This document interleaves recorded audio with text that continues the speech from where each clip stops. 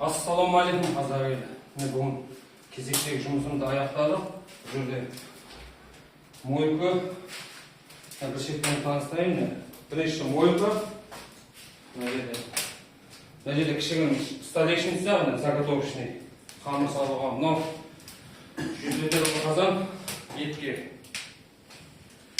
Жанып тұрмыз. Эконом вариант. Газбен де қолдануға болады. Білесіңіз, мангал міне, 1-30, 580, 15-16 шампур шашлык кетеді. Үшінші, 60 литрлік қазан, шөгінді, күрішке, құрдаққа, балыққа кете береді. Кішігірім столешницасы. Мына жерден газовка, газ плита. Өзіне ыңғайлы міне, кішігірім 4 қазандық. Енді тегасын көреміз, тартуым. Мангалдың тегасы мұнда. Тартуы жақсы, жаман емес. Енді қазанда қарайын.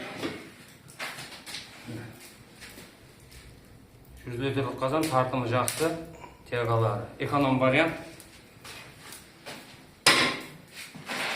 60 литрлік қазан мұнда.